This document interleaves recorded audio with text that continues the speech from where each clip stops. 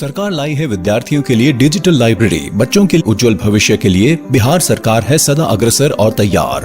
कक्षा 1 से कक्षा 12 तक की सभी पाठ्य पुस्तक पूरक सामग्री एवं वीडियो अब शिक्षा विभाग बिहार सरकार द्वारा विकसित पोर्टल पर है उपलब्ध। अध्ययन सामग्री देखने के लिए BEPCLOTS.bihar.gov.in पर विजिट करें अथवा एंड्रॉइड मोबाइल पर गूगल प्ले स्टोर से E-LOTS ऐप डाउनलोड करें। शिक्षकों, अभिभावकों एवं बच्चों से अनुरोध है कि इस ई-लाइब्रेरी का अधिक से अधिक लाभ उठाएं और अपनी पढ़ाई जारी रखें। हेलो बच्चों, कैसे हो आप सब? आशा करता हूँ कि आपको जो ये हेलो बच्चों, कैसे हो आप सब? एक बार फिर से आप सभी का स्वागत है बिहार सरकार के मेरा दूरदर्शन मेरा विद्यालय कार्यक्रम में।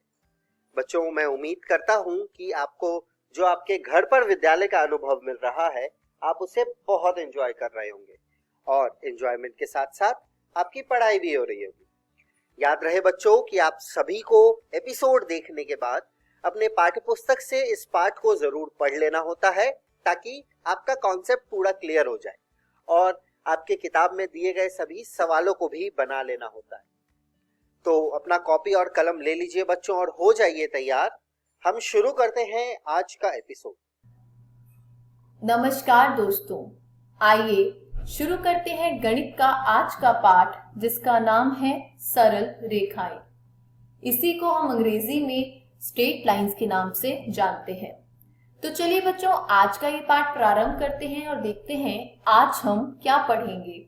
रेखा के समीकरण के विविध रूप, यानी various forms of the equation of a line. तो चलिए बच्चों, शुरू करते हैं पहले रूप के साथ, बिंदु ढाल रूप यानी पॉइंट स्लोप फॉर्म। आइए बच्चों, इसको समझते हैं। इस आलेख की सहायता से एक रेखा L दी गई है जो दो बिंदुओं से होकर गुजरती है, P जिसके निर्देशांक है x, y और दूसरा बिंदु है P0 जिसके निर्देशांक है x0, y0। ढाल यहाँ पर दे रखी है m। बच्चों आप देख सकते हैं एक बिंदु P0 दिया है और एक ढाल m दी गई है। तो यदि मैं एक समीकरण का रूप देखूं तो होगा y minus y0 is equal to m, bracket में गुना किया जा रहा है x माइनस x0 से। बच्चों यहाँ पर जो बिंदु P0 दे रखा है, या आपको कोई भी बिंदु दे रखा होगा, उसके निर्देशांक को आपको y और x से घटाना है और x के अंतर को जब आप जो x माइनस x0 है, इस अंतर को जब आप ढाल m से गुना करेंगे तो आपको y माइनस y0 मिल जाएगा। देखते हैं बच्चों इसी पर आधारित एक उदाहरण। कहा गया है -2,3 से जाने वाली एक रेखा है जिसका ढाल -4 है। इसका हमें समीकरण ज्ञात करना है। तो बच्चों हमारे पास सूत्र है y minus y0 is equal to m into x minus x0। यहाँ पर x0 का मान है -2 और y0 का मान है 3। तो आप देखेंगे कि बिंदु ढाल रूप का अगर मैं सूत्र देखूं और उसमें इन मानों को डालूं तो मुझे समीकरण प्राप्त होगा y minus 3 is equal to -4 जो कि m है और x माइनस x0 यानी -2। इन बराबर हो जाएगा -4 इंटू x प्लस 2 के, और जो अभीष्ट समीकरण प्राप्त होगा वो होगा 4x plus y plus 5 is equal to 0। बच्चों आप ये ऊपर दिए हुए समीकरण को जब अपनी पुस्तिका में हल करके देखेंगे तो आपको ये नीचे का अभीष्ट समीकरण प्राप्त हो जाएगा। आगे बढ़ते हैं दूसरे रूप की ओर। कहा गया है दो बिंदु रूप। इस आलेख में एक रेखा L है जो 3 बिंदुओं से होकर गुजरती है। पहला बिंदु है P1 जिसके निर्देशांक है x1, y1। दूसरा बिंदु है P जिसके निर्देशांक है xy और तीसरा बिंदु है P2 जिसके निर्देशांक है x2, y2। तो यहाँ पर जो समीकरण आपको प्राप्त होगा वो इस प्रकार से कि y minus y1 is equal to y2 minus y1 by x2 minus x1 into x minus 1। x minus x1 जो है बच्चों ये y2 माइनस y1 और x2 माइनस x1 जो आपको दे रखा है फ्रैक्शन, इससे इंटू होगा।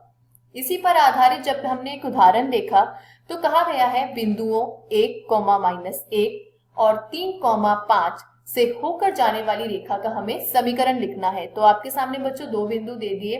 तो x1 का मान है 1, y1 का मान है -1। आप यदि दूसरा बिंदु देखें तो x2 का मान है 3 और y2 का मान है 5।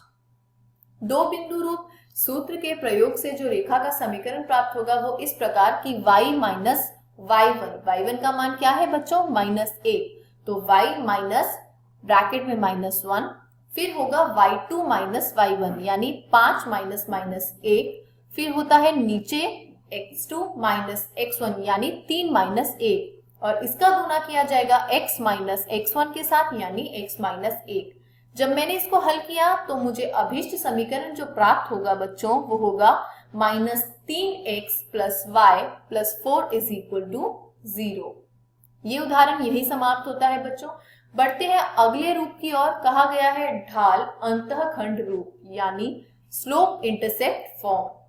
आप इस आकृति में देख सकते हैं बच्चों, एक रेखा L दिया गया है जिसका ढाल m है। जो बच्चों इंटरसेप्ट यानी जो अंतःखंड है वो आप देख सकते हैं कि y रेखा पर, ये जो y अक्ष है इस पर निर्देशांक दे रखे हैं 0 c। 0 का अर्थ है कि x अक्ष पर किसी प्रकार का कोई भी दूरी तय नहीं किया गया है, किंतु y पे अगर आप देखें तो जो आपको मिलेगा वो है c। तो इसके आधार पर यदि मैं एक समीकरण बनाना चाहूं तो वो होगा y minus c is equal to m x minus 0। ये कैसे आया बच्चों, हमने जो बिंदु ढाल रूप पढ़ा था उसमें क्या पढ़ा था, y minus y not is equal to m into x minus x not. यहाँ जो बिंदु 0, c है उसमें 0 x नॉट को दर्शाता है और c y नॉट को दर्शाता है। हल करने पर जो हमें प्राप्त होगा वो होगा y is equal to M X plus C. अब यदि मैं यही आलेख देखूं, कुछ नहीं है बच्चों अलग, इसमें जो पहला आलेख था ठीक वैसा ही है। ढाल m दी गई है एक रेखा L की और 0 c जो है वो क्या है बच्चों, 0 c यहाँ पर y अंतःखंड यानी y अक्ष पे निर्देशांक दर्शाया गया है। अब यदि एक रेखा इस प्रकार से हो कि वो x अक्ष पर एक बिंदु बनाती है d0, यहाँ पर जो 0 लिखा है उसका अर्थ ये है बच्चों कि y अक्ष पर किसी प्रकार की कोई दूरी तय नहीं की गई है। आगे बढ़े तो हम देखेंगे कि y minus y not is equal to m into x minus x not, ये हमारा सूत्र था बिंदु ढाल रूप का। बच्चों यहाँ जो बिंदु दे रखा है उसमें x का मान जो है वो d है और y का मान जो है वह 0 है, तो y नॉट की जगह आप 0 रख देंगे और x नॉट की जगह जब आप d रख देंगे तो आपको प्राप्त होगा y is equal to m into x minus d. इसी पर आधारित बच्चों एक उदाहरण करेंगे। उदाहरण में कहा गया है उन रेखाओं के समीकरण लिखिए जिनके लिए tan थीटा बराबर है 1/2 के। बच्चों हमने पढ़ा था कि ढाल जो m होती है वो बराबर होती है tan थीटा के, यानी 1/2 जो दे रखा है वो ढाल दे रखी है। जहां थीटा रेखा का झुकाव है और y अंतःखंड का मान -3/2 है और x अंतःखंड जो है वो 4 है। आगे जब हमने इसको हल किया तो देखा रेखा की ढाल m बराबर tan थीटा 1/2 है और y अंतःखंड c जो है वो -3/2 है। तो सूत्र में जब हम डालेंगे ढाल अंतःखंड सूत्र, उसमें हम देखेंगे तो हमें समीकरण मिलता है y is equal to 1/2 into x minus 3/2, जो आप इस प्रकार भी लिख सकते हैं 2y minus x plus 3 is equal to 0, जो कि एक अभीष्ट समीकरण है। यहाँ पर अब जो दूसरा प्रश्न दिया गया था उसमें x अंतःखंड की बात की गई थी। ढाल का मान दे रखा है 1/2 और x अंतःखंड जो है वो 4 है। तो ढाल अंतःखंड रूप उपयुक्त जो हमें सूत्र दे रखा था उससे यदि मैं रेखा का समीकरण निकालूं तो मुझे प्राप्त होता है y is equal to 1/2 into x minus 4। इसको आगे हल करेंगे तो मिलेगा 2y minus x plus 4 is equal to 0, जो कि हमारा एक अभीष्ट समीकरण है।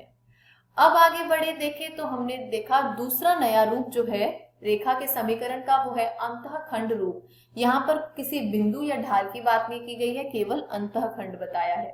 तो आप अपने सामने जो आलेख दे रखा है इसको आप अच्छे से देख सकते हैं। इसमें देखेंगे तो आपको दिखाई दे रहा होगा एक बिंदु 0b और एक बिंदु के निर्देशांक दिखा रहे होंगे a0। तो a0 का अर्थ क्या है बच्चों कि x अक्ष पर a इकाई की दूरी तय की गई है किंतु y अक्ष पर कोई दूरी तय नहीं की गई है। ठीक उसी प्रकार यदि आप बिंदु 0b देखें तो b जो है यहाँ पर वो y अक्ष पर तय की गई दूरी है और 0 ये बताता है कि x अक्ष पर किसी प्रकार की कोई दूरी तय नहीं की गई है। तो जो आपके सामने सूत्र होगा उसका क्या है बच्चों, जब दो बिंदु दे रखे होते हैं तो आपको सूत्र उपयोग में लाना होता है y minus y1 is equal to y2 minus y1 divided by x2 minus x1, और ये फ्रैक्शन इनटू होता है x माइनस x1 से। तो आप अगर बिंदु डालेंगे तो मिलेगा y minus 0 is equal to b minus 0 divided by 0 minus a into x minus a। इसको हल करेंगे तो कुछ इस प्रकार का बच्चों आपको समीकरण मिलेगा x बटे a जमा y बटे b बराबर 1। बच्चों जब आपको प्रश्न दिया रहेगा उसमें आपको केवल अंतःखंड दिए गए होंगे, तो ये जो सूत्र है x बटे a plus y by b is equal to 1, इसमें आप सीधा a और b का मान डालकर प्रश्न को हल कर सकते हैं। जैसे उदाहरण में कहा गया है कि एक रेखा का समीकरण ज्ञात करना है जिसका x और y अंतःखंड जो है वो क्रमशः -3 और 2 है। कुछ नहीं करना बच्चों, समीकरण में केवल a और b का मान डाल देना है, और जब आप इस समीकरण को हल करेंगे तो आपको एक अभिष्ट समीकरण प्राप्त होगा 2x minus 3y plus 6 is equal to 0। चलिए बच्चों आगे बढ़ते हैं, देखते हैं आखिरी रूप यानी लंब रूप, जिसे हम नॉर्मल फॉर्म के नाम से जानते हैं। मूल बिंदु से लांबिक दूरी p और धन x अक्ष तथा लंब के बीच का कोण जो ओमेगा है, इस रेखा का समीकरण क्या होगा, x cos omega plus y sin omega is equal to p।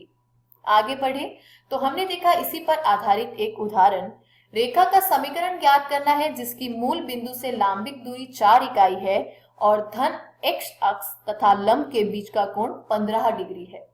यहाँ हमें p का मान 4 और ओमेगा का मान 15 डिग्री दिया है, तो cos 15 होता है √3 प्लस 1 बटे 2 अंडर रूट 2, और साइन 15 डिग्री होता है √3 माइनस 1 बटा 2 अंडर रूट 2। कुछ नहीं करना है बच्चों, दिए गए सूत्र में केवल आपको ये मान डालना है।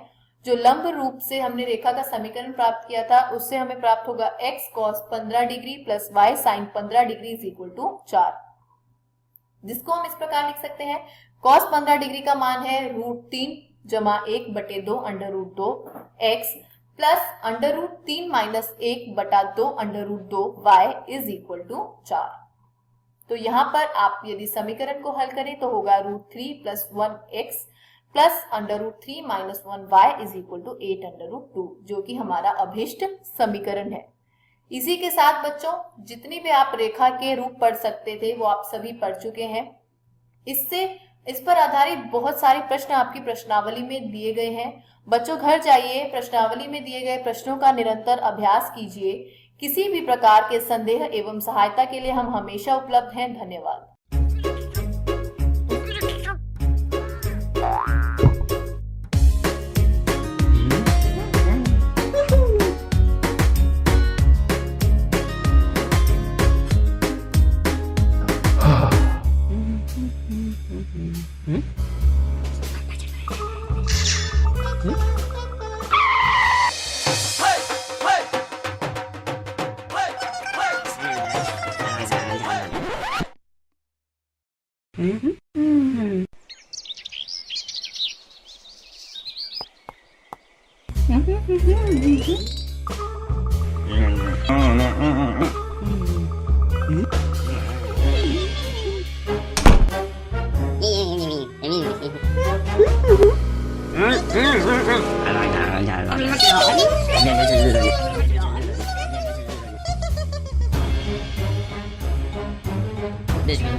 Covid ka naman dia kata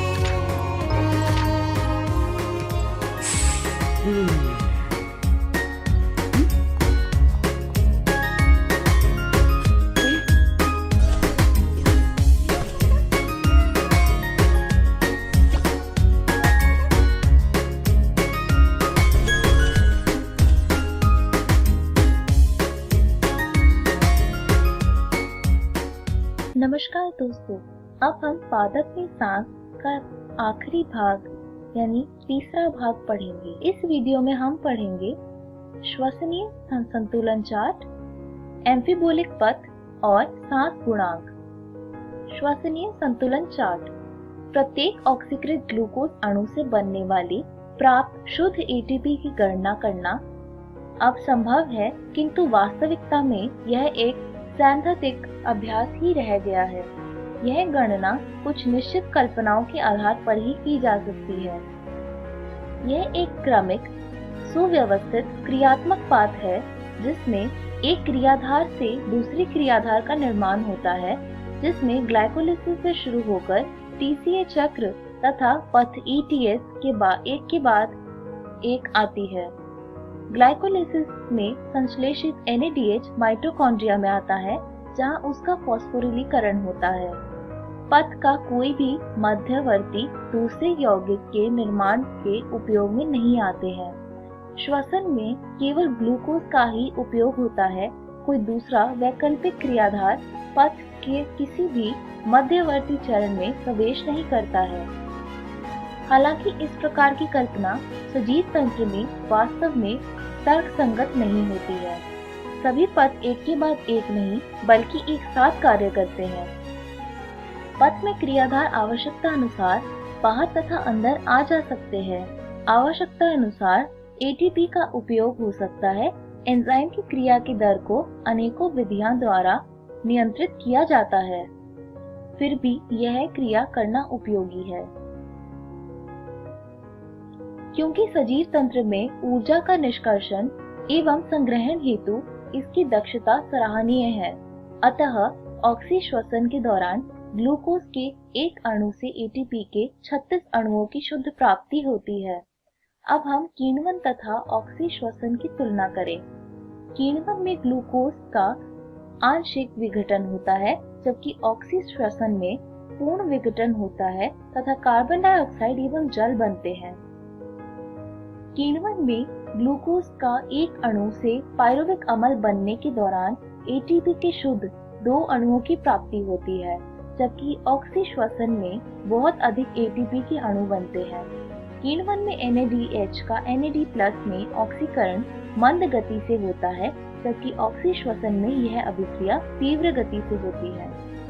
एम्फीबोलिक पथ सांस के लिए ग्लूकोज अनुकूल क्रियाधार है। श्वसन में सभी कार्बोहाइड्रेट उपयोग में लाने से पहले ग्लूकोज में परिवर्तित होते हैं। जैसे कि पहले बताया जा चुका है कि दूसरे क्रियाधार भी सांस में प्रयोग किए जा सकते हैं, किंतु तब वे सांस से पहले चरण में उपयोग नहीं आते हैं। वसा सबसे पहले ग्लिसरॉल तथा वसीय अम्ल में विघटित होता है। यदि वसीय अम्ल सांस के उपयोग में आता है तो वह पहले एसिटाइल सह एंजाइम बनकर पथ में प्रवेश करता है। ग्लिसरॉल पहले PGAL में परिवर्तित होकर श्वसन पथ में प्रवेश करता है।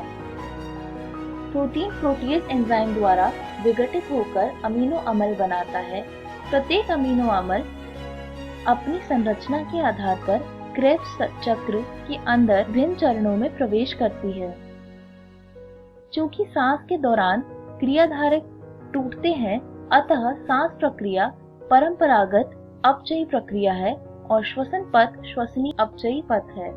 यह जानना महत्वपूर्ण है कि यौगिक उपरोक्त क्रियाधार बनाने के लिए श्वसनीय पथ से अलग होंगे। अतः पथ में प्रवेश करने से पहले वसा अम्ल जब क्रियाधार के रूप में उपयोग में आते हैं, तो श्वसनीय पथ में उपयोग में आने से पूर्व एसिटाइल कोएंजाइम A में विखंडित हो जाता है। जब जीवधारी को वसा अम्ल का संश्लेषण करना होता है, तो श्वसनीय पथ एसिटाइल कोएंजाइम A अलग हो जाता है। इसलिए वसा अम्ल के संश्लेषण तथा विखंडन के दौरान श्वसनीय पथ का उपयोग होता है। इसी प्रकार से प्रोटीन के संश्लेषण व विखंडन के दौरान भी होता है। इस प्रकार विघटन की प्रक्रिया कम करता है। सजीवों में अपचय कहलाता है तथा संश्लेषण उपचय कहलाता है। चूंकि श्वसनीय पथ में अपचय तथा उपचय दोनों ही होते हैं, इसलिए श्वसनीय पथ को एम्फीबोलिक पथ कहना उचित होगा, न कि उपचयी पथ। क्योंकि यह अपचयी व उपचयी दोनों में भाग लेते हैं। सांस गुणांक। अब सांस के दूसरे पक्ष को देखते हैं। जैसा कि आप जानते हैं कि ऑक्सी श्वसन के दौरान ऑक्सीजन का उपयोग होता है और कार्बन डाइऑक्साइड निकलती है।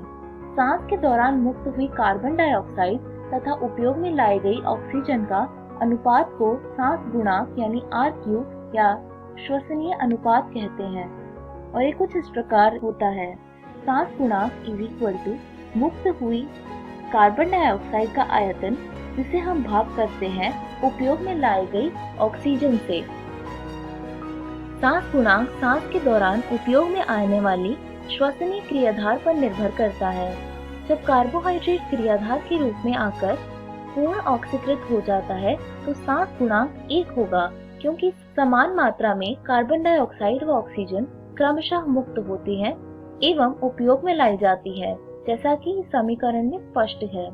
इसमें हम देख सकते हैं C6H12O6 में अगर हम 6 ऑक्सीजन डालें तो 6 कार्बन डाइऑक्साइड और 6 जल के अणु और ऊर्जा प्राप्त होती है।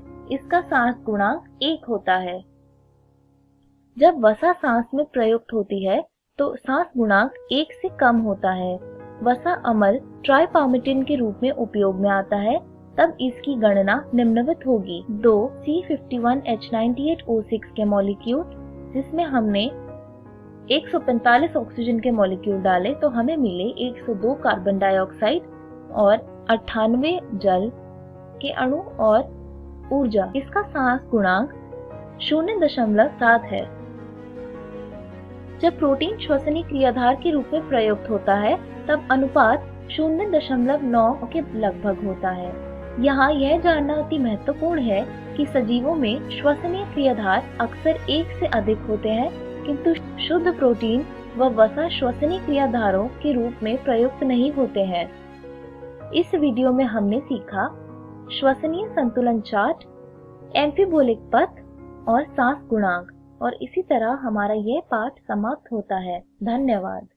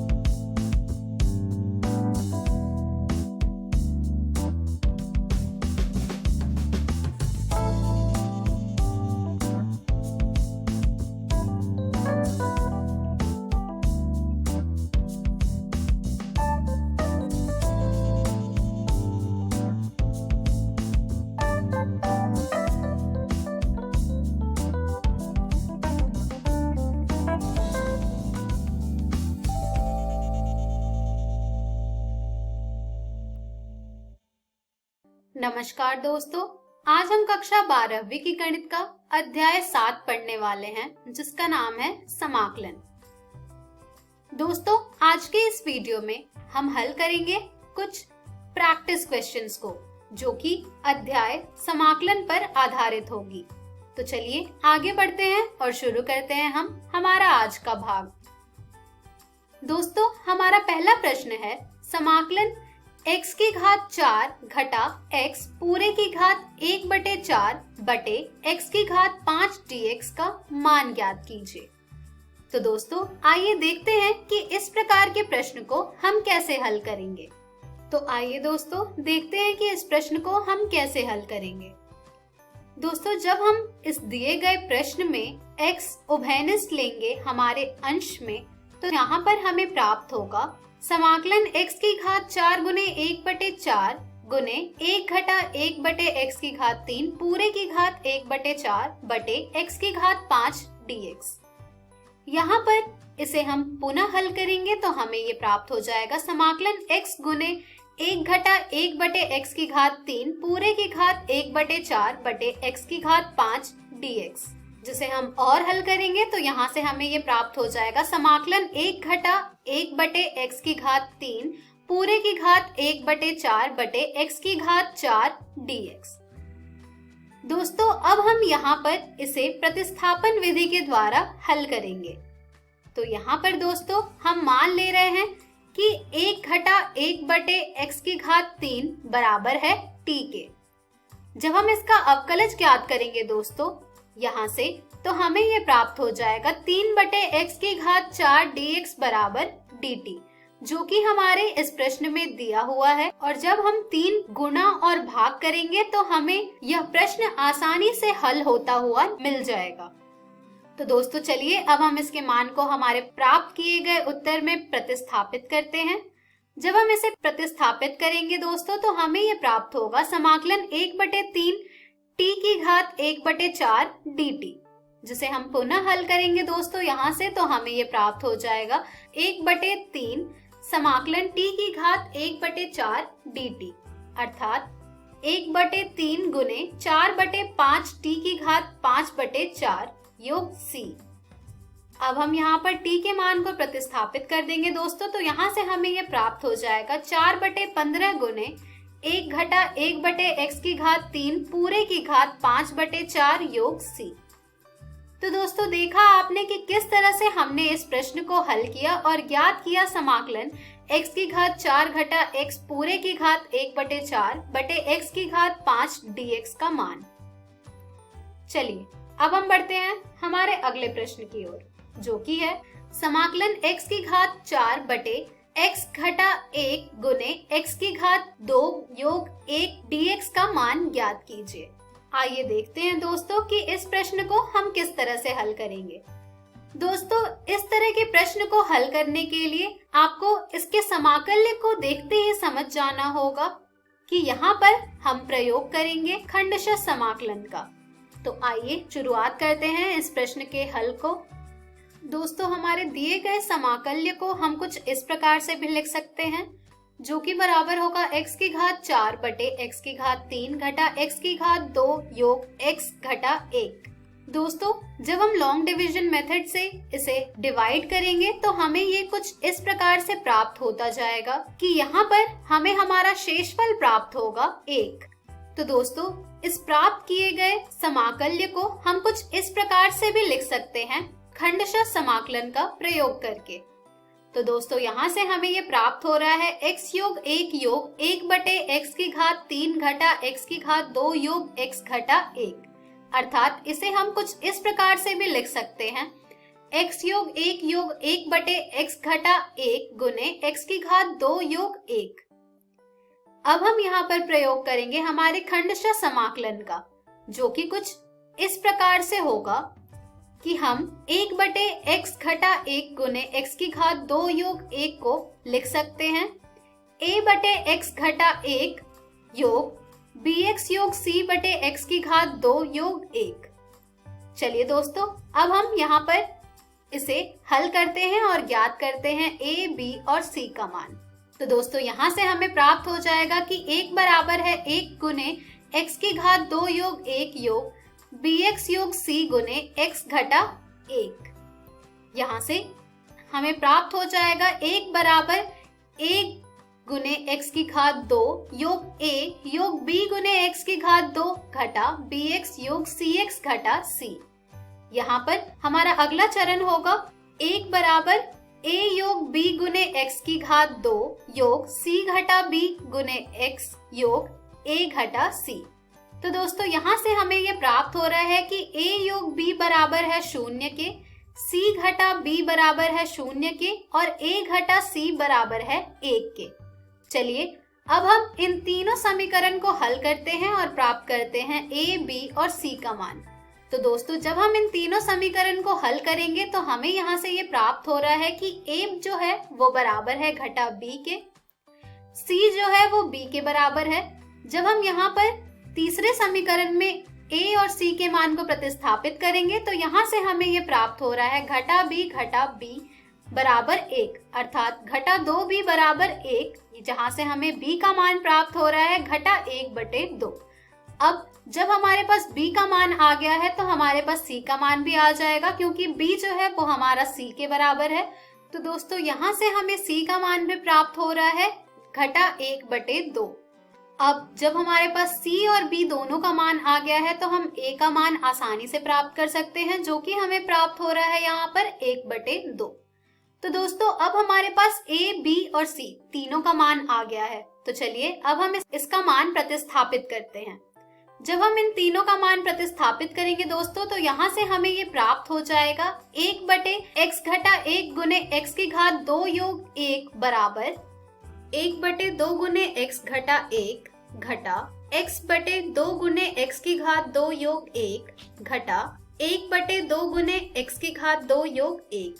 इसके बाद जब हम हमारे दिए गए समाकल्य को इस रूप में प्रतिस्थापित करेंगे दोस्तों तो यहाँ से हमें ये प्राप्त हो जाएगा x योग 1 योग 1/2 गुने x घटा 1 घटा x/2 गुने x की घात 2 योग 1 घटा 1/2 गुने x की घात 2 योग 1।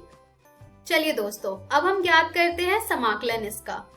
तो दोस्तों जब हम इसका समाकलन ज्ञात करेंगे तो यहाँ से हमें प्राप्त हो जाएगा समाकलन x की घात 4/x घटा 1 गुने x की घात 2 योग 1 dx बराबर समाकलन x dx योग समाकलन 1 dx योग समाकलन 1/2 गुने x घटा 1 dx घटा समाकलन x/2 गुने x की घात 2 योग 1 dx घटा समाकलन 1/2 गुने x की घात 2 योग 1 dx, जिसका जब हम एक एक करके समाकलन ज्ञात करेंगे दोस्तों तो यहाँ से हमें हमारे दिए गए प्रश्न का मान हमें प्राप्त होगा कुछ इस प्रकार से बराबर x की घात 2/2 योग x योग 1/2 log मोड x घटा 1 घटा 1/4 log x की घात 2 योग 1 घटा 1/2 tan प्रतिलोम x योग c।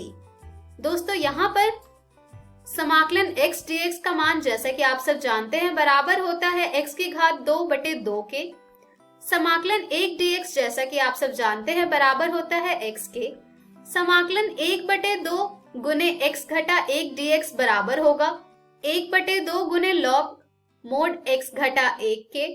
उसी प्रकार से समाकलन x/2 गुने x की घात 2 योग 1 dx प्रतिस्थापन विधि के द्वारा हमें इसका मान प्राप्त हो जाएगा 1/4 log x की घात 2 योग 1। उसके बाद समाकलन 1/2 गुने x की घात 2 योग 1 dx का मान हमें प्राप्त होगा दोस्तों 1/2 tan प्रतिलोम x। तो दोस्तों इस प्रकार से हमने दिए गए समाकलन को हल किया और ज्ञात किया उसका मान। दोस्तों इस प्रकार के और भी प्रश्न आपको आपकी NCERT पुस्तक में मिल जाएंगे जिन्हें आप जरूर हल करें। तो दोस्तों आज के इस वीडियो में हमने सीखा प्रैक्टिस क्वेश्चंस। धन्यवाद। हेलो दोस्तों, आज की इस वीडियो में आप सभी का स्वागत है। आज हम आपका अध्याय विकास का भाग 4 पढ़ने जा रहे हैं। पिछली वीडियो में हमने जैव विकास, विकास की क्रियाविधि और हार्डी-वेनबर्ग सिद्धांत को पढ़ा था। इस वीडियो में हम हार्डी-वेनबर्ग सिद्धांत को जारी रखेंगे और इसकी कुछ और महत्वपूर्ण बातों पर चर्चा करेंगे। तो चलिए शुरू करते हैं। सबसे पहले हम हार्डी-वेनबर्ग सिद्धांत को प्रभावित करने वाले कारकों को समझेंगे। ये कारक संख्या में 5 हैं। तो सबसे पहला जो कारक है उसको हम कहते हैं जीन पलायन या जीन प्रवाह। दूसरा कारक है आनुवंशिक विचलन। तीसरा कारक है उत्परिवर्तन। चौथा कारक है आनुवंशिक पुनर्योग और पांचवा कारक है प्राकृतिक वर्ण। हम इन सारे कारकों को एक एक करके समझेंगे। सबसे पहले हम जीन प्रवाह को समझ लेते हैं। जनसंख्या आनुवंशिकी में जीन प्रवाह, जिसे जीन पलायन या अलील प्रवाह के रूप में भी जाना जाता है, एक जनसंख्या से दूसरी जनसंख्या में आनुवंशिक विविधता का स्थानांतरण है। अब अगर आनुवंशिक विविधता एक आबादी से दूसरी आबादी तक पहुंचेगा तब अलील आवृत्तियां भी बदलेंगी, जो कि सीधा हार्डी-वेनबर्ग सिद्धांत पर प्रभाव डालेंगी। अगला कारक है आनुवंशिक विचलन। इसको हम एक उदाहरण से समझेंगे। मान लो ये लड़का साइकिल चलाते हुए रास्ते से जा रहा है।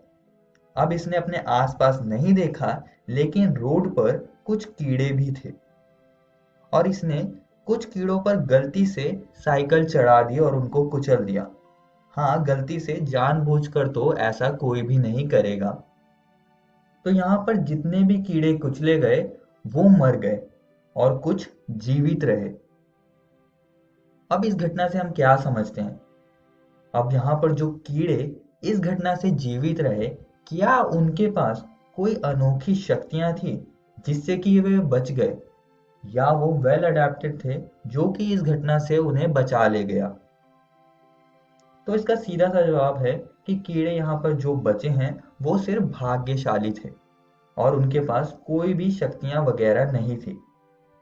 तो ये एक रैंडम घटना थी और जो कीड़े यहाँ पर कुचल दिए गए वो सिर्फ गलत जगह पर गलत जगह पर थे, और यही आनुवंशिक विचलन है।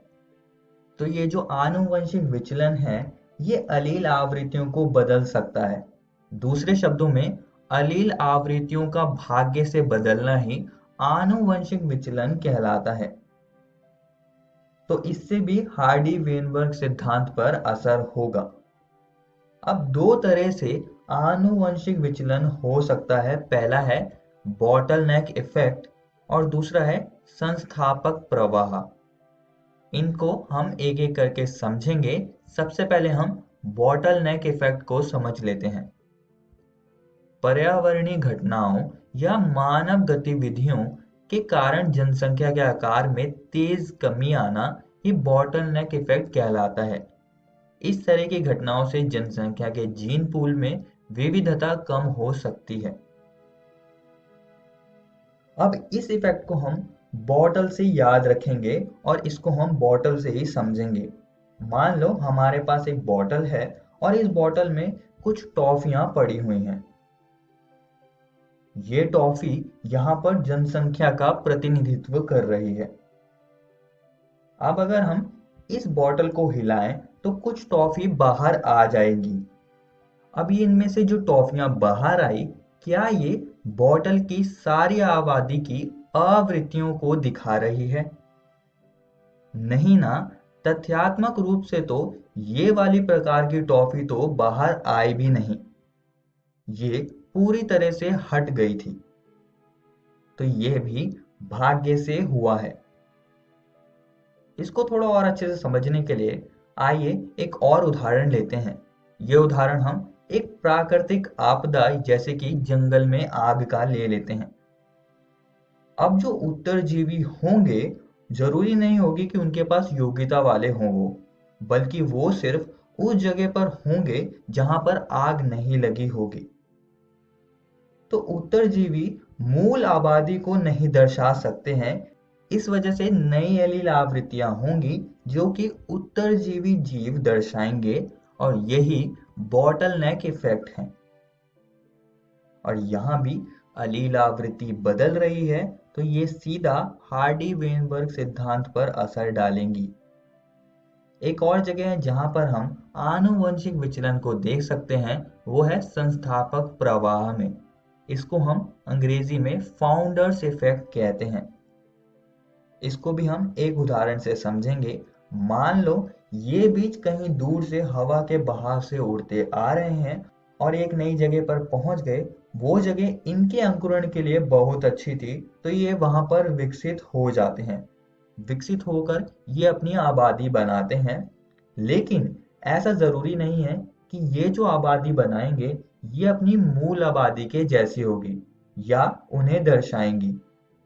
ये सिर्फ एक रैंडम सैंपलिंग थी। यही फाउंडर्स इफेक्ट है, यानी कि संस्थापक प्रवाह है। जब एक या कुछ जनसंख्या के सदस्य अपने मूल स्थल से कुछ दूरी पर एक नई अलग थलग जनसंख्या के संस्थापक बन जाते हैं, इस प्रभाव को संस्थापक प्रवाह कहा जाता है। आइए अब अगले कारक के बारे में पढ़ते हैं जो कि हार्डी-वेनबर्ग सिद्धांत को प्रभावित करता है। ये है उत्परिवर्तन। सूक्ष्म जीवों में किए गए प्रयोग दर्शाते हैं कि जब पूर्व विद्यमान लाभकारी उत्परिवर्तनों का वर्णन होता है तब परिणाम स्वरूप नए फिनोटाइप का आविर्भाव होता है। कुछ पीढ़ियों के बाद यही नव प्रजाति की उत्पत्ति हो जाएगी। अगला कारक है आनुवंशिक पुनर्योग।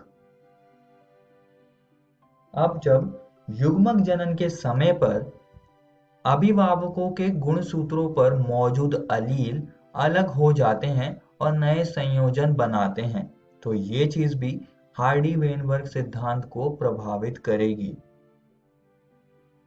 पांचवा कारक है प्राकृतिक वर्ण। अब ये कैसे हार्डी वेनबर्ग सिद्धांत को प्रभावित कर रहा है इसको हम समझेंगे। प्राकृतिक वर्ण वह प्रक्रम है जिससे अधिक जीवन सम वंशानुगत विविधता को जनन के अधिक अवसर मिलते हैं और संतानें अधिक संख्या में उत्पन्न होती हैं। तो प्राकृतिक वर्ण से अलील आवृत्तियों में परिवर्तन आता है जिससे कि हार्डी वेनबर्ग सिद्धांत पर प्रभाव पड़ेगा। अभी जो प्राकृतिक वर्ण है इसके इफेक्ट तीन प्रकार के हो सकते हैं। पहला है स्थायी कारक वर्ण, दूसरा है दिशात्मक वर्ण और तीसरा है विदारक वर्ण। अब हम इनको एक एक करके समझेंगे। सबसे पहले हम स्थायी कारक वर्ण को समझ लेते हैं। इसको समझने के लिए हम मानवों की ऊंचाई वाली विशेषता का उदाहरण लेंगे जिसमें कि तीन कैरेक्टर्स आते हैं। पहला है बौना, दूसरा है मध्यम ऊंचाई वाले व्यक्ति और तीसरे हैं लंबे व्यक्ति। अब अगर प्रकृति मध्यम ऊंचाई वाले व्यक्तियों का चयन करेगी तब हम ऐसे वर्ण को स्थायी कारक वर्ण कहेंगे और इसमें मीन कैरेक्टर वैल्यू यानी कि मध्यम ऊंचाई वाले व्यक्तियों को चुना जाएगा। पेरिफेरल कैरेक्टर वैल्यू जिसमें कि लंबे और बौने व्यक्ति आते हैं उनको नहीं चुना जाएगा और इसका जो ग्राफ बनेगा उसका शिखर ऊंचा होगा और पतला होगा। अगला है दिशात्मक वर्ण। इसमें भी हम वही उदाहरण लेंगे, मानव की ऊंचाई वाला उदाहरण लेंगे हम। अब अगर प्रकृति मध्यम ऊंचाई वाले व्यक्ति को छोड़कर लंबे या बौने व्यक्तियों में से किसी एक कैरेक्टर को चुनती है तब हम ऐसे वर्ण को दिशात्मक वर्ण कहेंगे। और इस प्रकार के वर्ण में क्या होगा कि अधिक व्यक्ति मीन कैरेक्टर वैल्यू के अलावा यानी कि मध्यम ऊंचाई वाले कैरेक्टर को छोड़कर अन्य वैल्यू को प्राप्त करेंगे जिसमें कि लंबे और बौने व्यक्ति आएंगे, इन दोनों में से कोई एक। और अगर हम इसका ग्राफ देखें तो वो एक तरफ को जाने लगेगा जिस तरफ प्रकृति ने चुना होगा। अगला है विदारक वर्ण। अब अगर प्रकृति मीन कैरेक्टर वैल्यू यानी कि मध्यम ऊंचाई वाले व्यक्तियों को छोड़कर पेरिफेरल कैरेक्टर वैल्यू जिसमें कि दोनों बौने और लंबे व्यक्ति आते हैं उनका अगर चयन करती है तब हम इसे विदारक वर्ण कहते हैं। इसमें हम दोनों पेरिफेरल कैरेक्टर वैल्यू को चुनेंगे और इसका अगर हम ग्राफ देखें तो ग्राफ के दो शिखर होंगे क्योंकि यहाँ पर दो पेरिफेरल कैरेक्टर वैल्यू को प्रकृति ने चुना है। तो ये सारी बातें आप सभी दोस्तों को याद रखनी है और यहाँ पर हमारा हार्डी वेनबर्ग सिद्धांत खत्म होता है। इस वीडियो में हमने हार्डी वेनबर्ग सिद्धांत को प्रभावित करने वाले कारकों के बारे में पढ़ा। और दोस्तों मैं आप सभी को एक और बात बताना चाहता हूँ कि आज हमने आपकी किताब का हार्डी वेनबर्ग सिद्धांत पूरी तरह से खत्म कर लिया है। आप इसको जरूर घर से किताब से पढ़कर आइएगा। अगली वीडियो में हम विकास का संक्षिप्त विवरण और मानव का उद्भव और विकास को समझेंगे। धन्यवाद।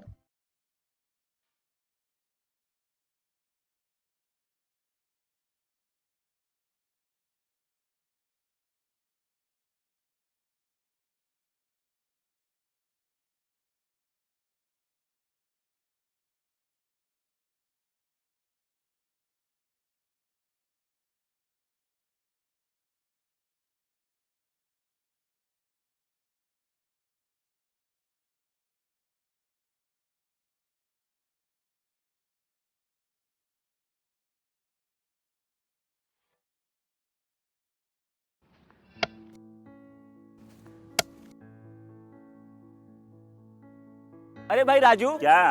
अरे सुने कि कल चाचा कुछ बता रहे थे, क्या बोल रहे थे? हाँ, चाचा कल बहुत बढ़िया बात बता रहे थे। कह रहे थे कि हम लोगों को अपने बच्चा लोग के पढ़ाई लिखाई पे ध्यान देना चाहिए। सिर्फ स्कूल भेजने से कुछ नहीं होता। बात तो ठीक है, लेकिन हम लोग ये करेंगे कैसे? हम लोगों को तो पढ़ना लिखना भी नहीं आता है।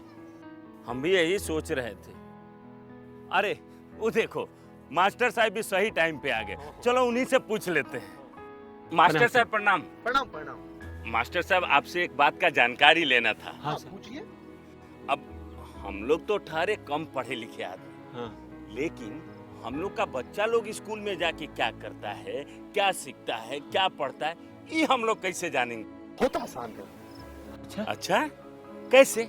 चलिए आप लोग स्कूल में, हम बताते हैं। जी जी चलिए। जी सर चलिए।